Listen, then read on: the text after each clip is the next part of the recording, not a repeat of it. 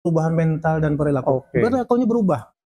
Berani sama orang tua, berani sama orang yang lebih tua, tata keramanya tidak ada. Itu ciri-ciri. Akhirnya adalah tingkatkan keimanan ketakwaan kepada Tuhan yang Maha Kuasa.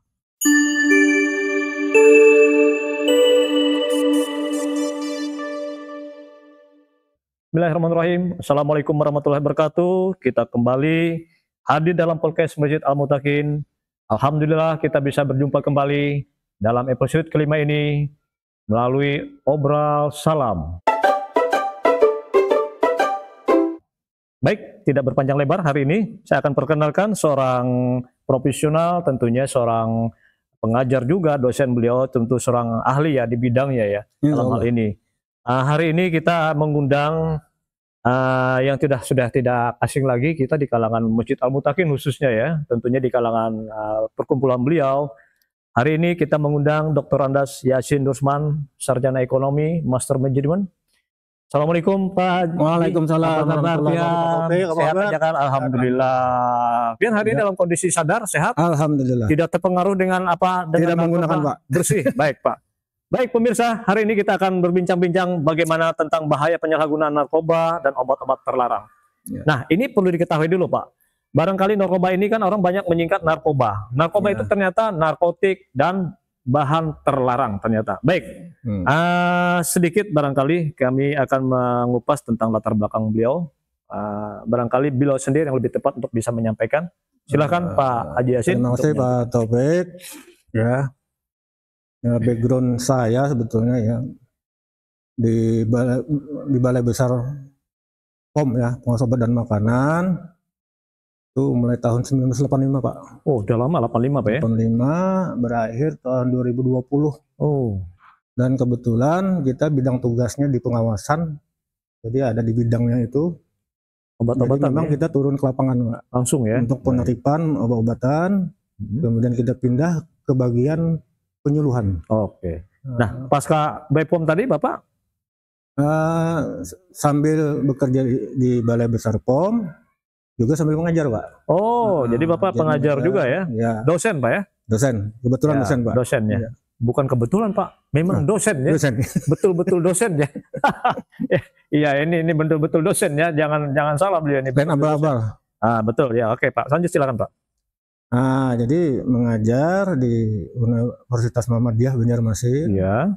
Ya di Fakultas Farmasi. Fakultas Farmasi. Kemudian di Politeknik Unggulan juga di Farmasi Pak. Farmasi juga ya. Iya. Dan juga seiring dengan pekerjaan itu juga kita banyak diundang sebagai narasumber juga ya. Narasumber pelatihan penyuluhan yang tentu materinya salah satunya adalah yang terkait dengan narkotika. Narkotika dan tadi apa ya? Obat-obat terlarang. Jadi memang spesial memang kita mengundang ini hari ini juga berkaitan dengan narkotika ya Pak ya. Tentunya Bapak dengan background tadi, pengalaman Bapak juga sebagai pengawas juga, apa ya, penyuluh juga. Tentunya paham bagaimana sih yang disebut dengan narkotika itu atau narkoba tadi ya Pak ya. Nah, ini penting sekali Pak bagi pemirsa juga sekalian. Hari ini kita akan coba kupas untuk obrolan salam ini terkait dengan bahayanya narkoba yaitu Pak ya dan obat terlarang itu. Baik Pak Haji Yasin, mungkin pertama barangkali supaya dipahami oleh pemirsa kita akan bertanya dulu nih. Sebenarnya yang dimaksud narkoba itu apa sih Pak? Jadi sebetulnya kata dasarnya itu kan narkotika Pak. Narkotika ya. Narkotika yang ada dalam literatur itu narkotika dan psikotropika Pak. Psikotropika. Sehingga berkembanglah lalu disingkat-singkat. Ada disingkat dengan kata-kata narkoba ya, kemudian juga ada yang menggunakan nafsa Pak. Nafsa ya. Jadi kalau narkotika itu kepanjangan daripada narkotika dan bahan obat berbahaya. Sehingga kepanjangannya menjadi narkoba. Kemudian disebut juga dengan nafsa. Nafsa itu narkotika, psikotropika dan zat adiktif. Ini perlu diketahui oleh pemirsa nih ya. Ya, jadi dia bermacam-macam. Tapi intinya barangnya itu juga. Sama ya Pak ya? Sama itu juga. Artinya zat ini zat yang memang terlarang ya untuk dikonsumsi, disalahgunakan ya maksudnya ya? Iya, jadi narkoba itu ada yang disalahgunakan dan ada memang yang tidak boleh digunakan, Pak. Karena memang ada beberapa golongan. Tapi narkotika itu ada beberapa golongan. Narkotika itu ada golongan, Pak ya? Ada golongan. Sampai 4 golongan ya. Jadi yang golongan 1 ini dia tidak boleh sama sekali untuk pengobatan. Nah, itu jenisnya seperti apa, Pak? Kira-kira, Pak? Banyak, Pak. Ya, jadi golongan 1, jadi yang banyak beredar itu, kemudian yang banyak digunakan ya. Iya. Digunakan itu golongan 1 ini yang sebetulnya dia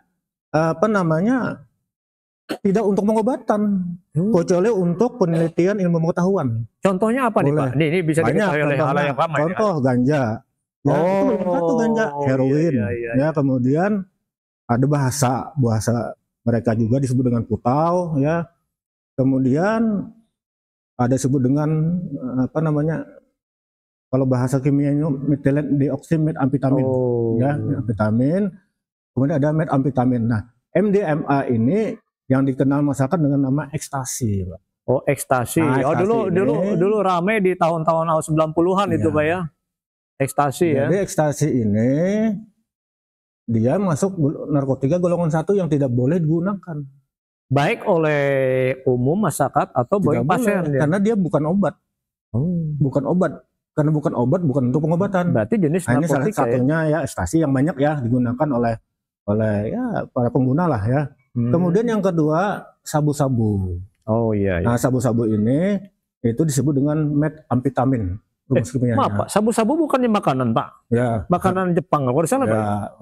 Ini bukan. Oh, ini bukannya. Beda. Sabu ini makanya nama-nama ini kan sebetulnya nama-nama mereka yang disamarkan ya seolah-olah. Jadi tidak ada nama ekstasi itu yang dikenal tadi di istilahnya ilmiah itu MDMA. Kemudian MA, metilen deoksimetamfetamin. Itu ekstasi, enek juga dikenal juga dengan ekstasi, macam-macam namanya, Pak. Jadi itu disamarkan seolah-olah. Kemudian sabu ini sebetulnya metamfetamin. Jadi itu derivat atau turunan dari amfetamin, Pak. Oh, jadi turunan. Jadi amfetamin itu diolah, kemudian diambil ada gugus kimianya itu dicampur dengan prekursor sehingga itu menjadi yang adiktif, menjadi narkotika golongan 1 tadi. Iya. Nah, ini yang banyak salah guna, yang digunakan ini menarik juga ini pemirsa ya. Kalau melihat mendengarkan penjelasan beliau ini, ternyata kita tidak paham nih narkotik. Belum tentu yang namanya inek, tapi ternyata di obat lain ternyata mengandung itu juga ya. Nah, itu bisa jadi ada obat namanya kalau di dalam peraturan tuh obat-obat tertentu, OOT. Nah, OOT ini sebagai prekursor namanya. Kalau prekursor sebagai katalisator untuk membuat amfetamin tadi menjadi MDMA atau MA. Yang ini masuk golongan 1 yang banyak digunakan yang sebetulnya bukan untuk obat. Baik, Pak. Ini kita sedikit mengenal ya. Kita tidak mengupas terlalu panjang artinya istilah-istilah dalam dunia narkotika jenisnya, tapi minimal pemirsa tahu ya. Artinya kalau ada dalam tertentu obat-obatan tadi ada narkotikanya, bahan narkotikanya. Nah, itu ada jenis-jenis tadi. Walaupun tidak disebut dengan inek tadi ya, putau, ekstasi, ternyata dalam satu packing obat ada kandungan itu. Nah, itu arti terlarang, Pak ya? Ya, makanya ada beberapa obat ya yang sebetulnya itu oleh Badan POM itu dimasukkan dalam golongan, ada golongan yang tersendiri namanya obat-obat tertentu, Pak. Jadi obat-obat tertentu ini memang harus dengan resep, kemudian bagi pembeli itu nanti dicatat namanya, Pak. Nama, alamat, kadang-kadang dia meresep kemudian menyerahkan KTP dia. Nah, yang jadi persoalan kan sekarang begini ya, Pak Haji. Orang itu kan menggunakan, ternyata orang happy menggunakan gitu. Nah, kenapa ini? Padahal kan obatnya dilarang. Nah, ternyata orang bisa menyenangi untuk bisa menggunakannya. Apakah memang ada efek yang enak atau menyenangkan kalau minum obat ini? Pertama dulu karena ini masuk narkotika golongan 1 ya, atau kita kenal dengan narkoba tadi. Narkoba ya. Kita berikan contoh yang kebanyakan digunakan oleh masyarakat itu ekstasi, sabu-sabu, 2 dulu ya, narkotika sabu-sabu. Nah, ekstasi atau sabu ini mempunyai suatu efek ya, efek psikoaktif. Oh iya. Efek psikoaktif ataupun efek sedatif yang menyebabkan terjadinya perubahan mental dan perilaku seseorang. Nah, jadi orang yang mengonsumsi ini nanti itu perilakunya akan berubah, Pak. Iya. Contohnya seperti apa nih, Pak? Contoh, ya. Pertama itu ada yang disebut dengan efek halusinasi, Pak. Berhayal ya. Berhayal, Pak. Sehingga orang yang mengkonsumsi ini pertama ya, ini bisa ekstasi, bisa sabu, bisa heroin, Pak, bisa ganja. Itu sifatnya semua adalah efeknya pertama halusinasi. Halusinasi itu biasanya orang yang menggunakan itu ya bisa disebut orang ini tingkat hayalan yang tinggi. Hayalan tingkat tinggi gitu ya. Iya. Jadi kalau orang yang sudah mengonsumsi itu kadang-kadang ada sebuah foto begitu, Pak ya. Itu kalau dia hayal itu seperti hidup foto itu. Oh, dibayangkan seperti hidup, Pak ya. Karena ya tadi terjadinya perubahan perilaku tadi ya. Ini yang pertama halusinasi. Kemudian yang kedua sedatifnya itu efeknya itu adalah efek stimulan. Jadi stimulan ini yang menggunakan itu mendorong untuk seseorang untuk melakukan sesuatu. Dia mempunyai tenaga yang lebih, Pak. Ya, betul. Nah, jadi tenaganya lebih begitu ya. Karena sifatnya itu stimulan tadi. Kemudian yang ketiga dulu saya selesaikan, depresan. Nah, ini malah terbalik dengan situasi satu kedua tadi. Karena penggunaan narkoba ini bermacam-macam motif, Pak. Ada yang memang untuk orang yang depresan, karena itu menekan saraf dia. Jadi orang yang banyak pikiran, makanya kebanyakan orang yang menggunakan narkoba ini itu kebanyakan rata-rata orang yang stres, Pak. Oh, stres. Orang yang stres, kemudian memang kena ya putus asa, kemudian kena keimanannya mungkin rendah, akhirnya larinya ke sana. Selain itu ajakan dari lingkungan. Nah ini perlu dipahami pemirsa, artinya bukan berarti penggunaan ini malah positif, malah sangat negatif ya. Artinya membahayakan, bukan hanya karena faktor fisik tapi kejiwaannya juga ya, Pak. Ya, jelas, Pak, kejiwaan. Saya akan berikan contoh ya. Pertama ekstasi dulu. Ekstasi ini mempunyai efek psikoaktif, Pak. Aktif dia. Nah, ekstasi karena ini kan rumus bangunnya adalah metilen dioksi metamfetamin, itu bila dikonsumsi ditelan, Pak ya, itu nanti dia menjadi aktif, Pak. Kenapa menjadi aktif dia? Karena sifat tadi psikoaktif, Pak. Jadi detak jantung ini dipacu cepat, Pak. Pacu ya. Kalau normalnya manusia itu, Pak, ya, antara 70 sampai 90, 100 Pak. Ya, 110, 150 Pak ya. Jantung normal kita, detak jantung. Ini detak jantung. Bisa lebih ya. Nah, ini kalau meminum ekstasi itu jantung tuh jadi cepat, Pak. Cepat ya. Hampir 100 kali lipat. Masya Allah. Nah, ini luar biasa ini. Jadi kita tanpa olahraga ya, bisa langsung olahraga di tempat itu. Ya, saya lanjutkan. Kalau itu 100 kali lipat jantung ini. Tentu darah ini kan kalau normalnya yang dibikin oleh Tuhan itu kan normal kita. Normal. 70 itu 100. Kalau orang olahraga itu maksimal 200 lah kan. 200. Olahraga itu. Ini 100 kali lipat ya. Kan kalau 70 aja itu 700, Pak. Nah, apa yang terjadi pada saat jantung ini memicu begitu cepat, darah ini kan jantung sistol ini kan dia memompa, sehingga darah itu berkeliling ke seluruh tubuh itu. Betul. Apa yang terjadi? Manakala itu di luar daripada hukum alam, Iya, artinya ini melanggar hukum alam. Nah, manakala terjadi penyumbatan darah, apakah di otak atau di dada, maka akan terjadi pecah pembuluh darah. Wah, ini. Nah, ini pemirsa, ini yang bahaya yang paling ditakuti pembuluh darah terhadap penyalahgunaan. Jadi pembuluh darah kita ini kan terbatas, Pak. Tuhan untuk memberikan itu sudah sesuai dengan umpamanya 100 kapasitasnya ya. Putaran, ini 700, Pak. 700 pastilah pecah lah. Sehingga biasanya orang yang sudah terpapar dengan narkoba itu, dia akan meninggal itu pasti ada di sini pecah, pendarahan, keluar darah di telinga. Nah, yang kedua, Pak Taufik, jantung ini kan memacu dia, Pak. Iya, betul. Karena memacu, jantung ini akhirnya karena di luar apa namanya normal, jantung jadi kejang, Pak. Oh, karena Kram ya, kram. Ya kram. Karena kan di luar normalnya kan. Nah, kalau dia di luar normal menutup atau dia membuka tidak bisa lagi menutup atau menutup bisa membuka, maka darah tidak akan beredar. Ya kan? Darah tidak bisa. Betul. Sistem sistol diastol itu kan tidak akan terjadi. Darah memompa, darah jantung istirahat itu jalan. Apa yang terjadi, Pak? Karena jantung ini berhenti, ya kehidupannya berhenti juga, Pak. Nah, ini innalillahi wa inna ilaihi raji'un namanya ya. Nah, yang, jadi apa disadari oleh tapi pada umumnya Pak Jaisen, pengguna narkoba ini kok masih berumur gitu. Ada yang mungkin bertahun-tahun dia menggunakan. Ya. Karena tadi sifatnya tadi adiktif.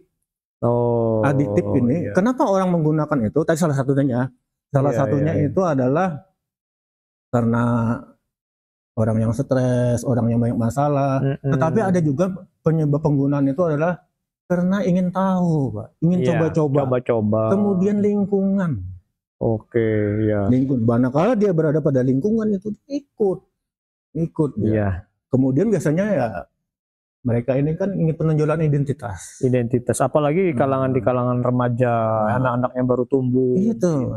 Nah, nanti saya kalau ada waktu nanti saya cerita lagi tentang masalah yang buat terlarang itu, yang efeknya sama. Oh iya, jadi kalau tadi jenis narkoba tadi kan sudah dijelaskan nih Pak Yasin.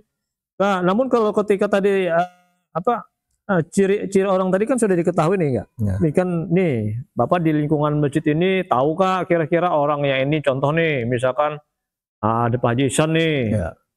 Beliau nih pengguna narkoba, bagaimana ciri-cirinya bisa dilihat nggak tuh? Bisa, Pak. Nah, jadi tadi kan definisinya itu kan sifatnya psikoaktif atau psikosedatif yang menyebabkan perubahan mental dan perilaku. Perilakunya berubah, mentalnya akan berubah. Perilaku dulu ya. Nah, jadi orang yang sudah ketergantungan, teradiksi dengan narkoba ini, nah, dia begitu memakai, percaya dirinya tinggi, Pak. Dia berani. Nah, hati-hati nih. Yang di masjid ini kalau ada yang percaya diri tinggi nih, salah satu ciri itu dulu ya. Ya ini. Dan ini Pak Taufik, biasanya karena dia mempunyai satu kepercayaan diri yang tinggi itu, adabnya tidak ada. Berani sama orang tua, berani sama orang yang lebih tua, tata keramanya tidak ada. Itu ciri-ciri. Ya, boleh dikatakan ada kurang-kurang akal juga artinya ya. Ya memang seperti itu.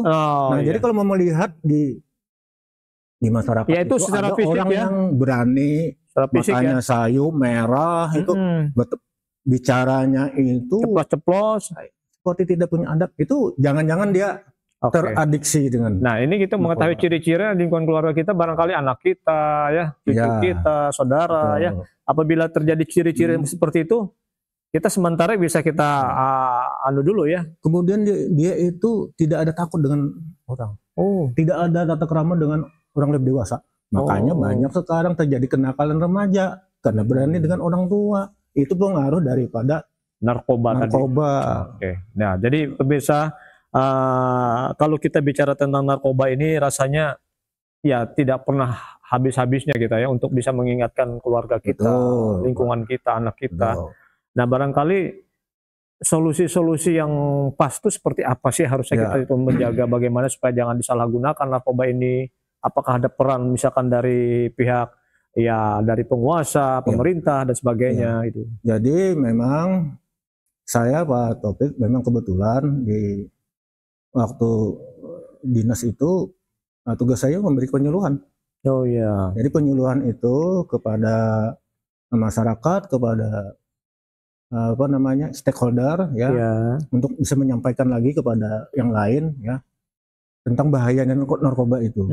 Nah, dalam penyampaian itu yang titik poinnya adalah pertama berani menolak pemberian seseorang. Ya dalam berinteraksi, dalam pergaulan itu bila ada seperti ini pertama menolak. Yang kedua tidak berada di dalam lingkungan itu, Pak. Menghindari ya. Yang lebih penting itu sebetulnya dia selalu mendekatkan diri kepada Tuhan. Pada Tuhan. Ini yang pentingnya. Iya. Ini yang paling penting ya. Tentunya dengan obrol salam ini kita berharap ini bisa menggugah ya para hati pemirsa, orang tua, tentunya kita juga sebagai orang tua, artinya mendekatkan anak-anak kita tuh kepada masjid ya. Ya masjid salah satu barangkali sebagai tempat untuk menangkal ya bahaya itu ya. Nah, ini menarik juga nih Pak Yasin, Baji Yasin. Kalau tadi sudah dicirikan ciri-ciri, orang tanda-tandanya dan sebagainya. Kalau sumpama sudah terjadi begitu nih Pak Haji, bagaimana kita untuk memberikan nasihat kepada orang? Ini kan biasanya sulit dinasihati nih. Tidak bisa. Nah iya kan? Susah. Apa solusinya kita untuk jadi, bisa? Tadi yang diketahui Pak Taufik tadi ciri-ciri tadi, dia tuh orangnya suka berbohong Pak.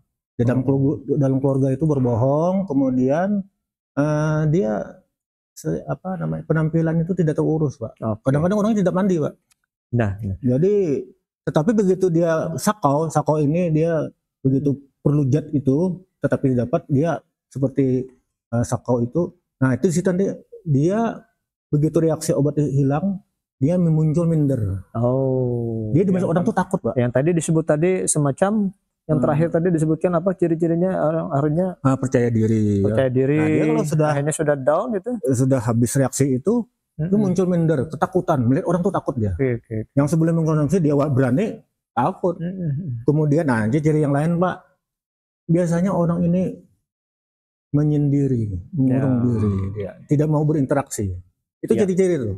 Jadi kalau bahasa ulun tadi ya, tadi orangnya tadi nekat, membohong, tadi yang jarang mandi, berarti bau kesimpulannya lah. Bisa jadi. Termasuk nih yang kelakuannya aneh-aneh, bau, menyendiri. Nah itu bisa jadi nih. Karena tidak mandi. Karena tidak mandi. Tapi bukan berarti bau tidak mandi narkotik juga ya. Kita lihat ciri pertama tadi. Dia mengurus diri sendiri aja tidak. Iya. Mungkin yang berkeliarannya biasa di jalan mandiri itu. Topik orang-orang yang sudah teradiksi dengan narkoba ini, barang di rumah tuh apa saja dijual. Masya Allah.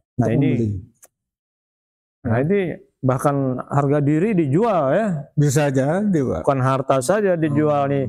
Nah ini kalau kita teruskan mengenai narkoba ini mungkin tidak cukup berjam-jam kita menyelesaikan nih Masih Pak. Banyak lagi Pak. Masih banyak nih, termasuk bagaimana kita untuk mengawasi peredarannya, ya kan? Bagaimana law enforcement untuk penindakannya. Jenisnya masih banyak lagi Pak. Nah jenis ini juga yang penting nih. Karena yang harus dipahami itu adalah jenis nih. Ya sebetulnya banyak yang begini Pak Taufik. Jadi saya langsung saja dengan jenis-jenisnya ya. Jenis obat narkoba dan obat terlarang yang sering disalahgunakan. Yang pertama itu adalah ekstasi ini ya. Iya. Ekstasi yang sekarang ini banyak. Sabu-sabu tadi. Iya. Itu kedengaran umum ya udah ya. Ini sudah. Pokoknya kalau orang menggunakannya suku tergantungan itu ciri-ciri tadi ada Pak. Berbohong ya. Macam-macam. Nah ini kan ada beredar juga yang narkotika jenis kelas kampung lah. Seperti lem. Nah itu apakah termasuk zat adiktif itu? Jadi saya sebutkan. Kemudian yang banyak juga yang digunakan ini Genit Pak.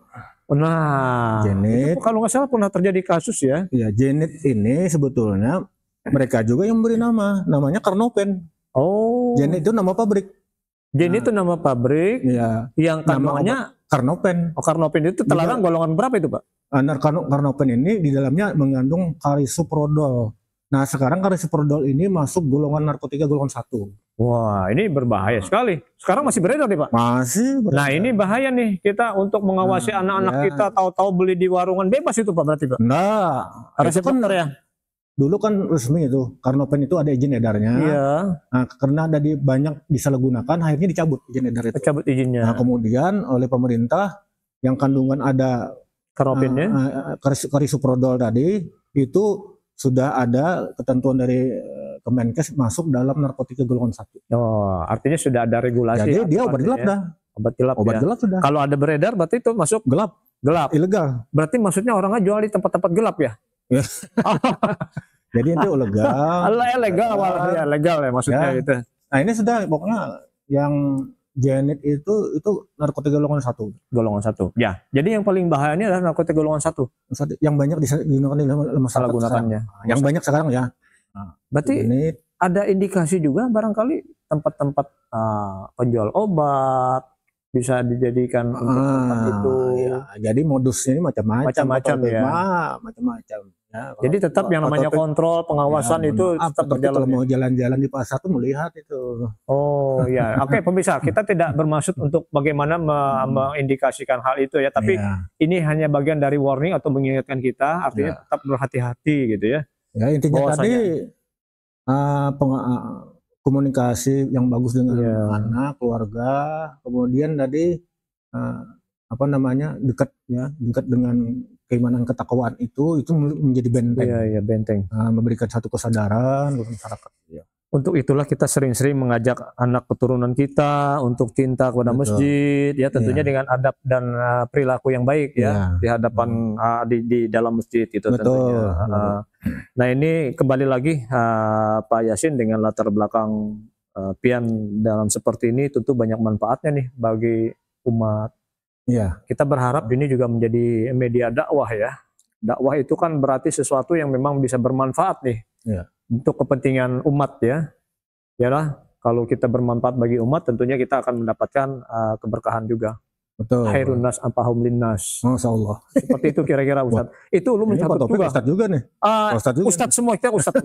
Dakwah itu adalah tanggung jawab kita semua Ustaz. Jadi terakhir ini sebagai closing statement atau penutup dari acara kita ini, ulun berikan kesempatan pian memberikan kesimpulan sekaligus memberikan kesimpulan penutup dari kegiatan kita ini. Silakan. Pak Taufik. Jadi memang sekarang narkoba ini banyak beredar di masyarakat karena memang ada demand, ada permintaan, ada penawaran, Pak. Jadi sehingga kita sebagai masyarakat, sebagai orang tua tentu berhati-hati ya, menjagalah anak-anak kita, keluarga kita dari bahayanya tadi, bahaya narkoba. Dengan cara apa? Dengan cara komunikasi yang baik dengan anak, istri, keluarga, kemudian menghindari kalau ada menawarkan bermacam, kemudian pilih ya berteman dengan orang-orang yang baik. Iya, itu penting itu. Dan yang terakhir adalah tingkatkan keimanan ketakwaan kepada Tuhan yang Maha Kuasa. Iya. Itu yang penting. Artinya sering-seringlah ke masjid Al-Mutakin. Ya, betul. Jadi Al-Mutakin ini tempat kita untuk beribadah, tempat kita berkumpul, tempat kita juga bersilaturahmi, makan bersama dan sebagainya ya. Jadi mungkin kalau kita sampaikan bahaya-bahaya narkoba itu, mudah-mudahan orang tersadar. Ya, itu yang jadi hikmahnya. Bahayanya itu sehingga orang kembali. Tadi bermacam-macam, Pak. Macam-macam problem lah orang menggunakan itu. Masya Allah. Jadi alhamdulillah hari ini kita sudah mendapatkan ilmu, pengetahuan tentang bagaimana bahaya narkoba itu ya. Tentunya kita menjadi ilmu kita untuk bagaimana kita menghadapi dunia yang begitu saat ini ya, tidak bisa kita hindari tentunya ya. Artinya tinggal orang tua kita sebagai orang tua untuk membentengi anak-anak kita, untuk tetap tadi disampaikan Pak Ustadz Yasin juga, kita membentengi keluarga dengan tetap mendekatkan kepada Allah Subhanahu wa taala. Sering-sering datang ke masjid karena masjid ini adalah solusi ya. Solusi untuk segala permasalahan. Ya. Jangan sampai menyesal sebelum terlambat. Ya, betul. Nah, menyesal sebelum terlambat itu kata-kata terakhir dari beliau. Kalau sudah menyesal sebelum terlambat tadi, artinya kalau terlambat bisa menyesal. Menyesal kemudian tidak ada artinya. Tidak ada artinya lagi. Baik, tidak ingin berpantun-pantun lagi. Mungkin kalau ulun berikan pian pantun, mungkin panjak pantun yang pian siapkan. Tapi hari ini khusus kita membahas masalah. Nanti kita membahas pantun lagi. Insya Allah nanti. Hari ini kita bahas tentang bahaya narkoba. Next kita akan dengan beliau tentu dengan pantun-pantun yang memang khusus nanti. Baik, pemirsa yang budiman, alhamdulillah hari ini kita sudah bisa bercakap-cakap, berobrol salam ini. Mudah-mudahan jadi hikmah, mudah-mudahan jadi kebaikan bagi kita juga yang memberikan kepada para umat dan pemirsa sekalian. Kami tutup podcast ini. Jazakumullah khairan. Terima kasih Pak Ustadz Yasin. Mudah-mudahan bermanfaat. Assalamualaikum warahmatullahi wabarakatuh.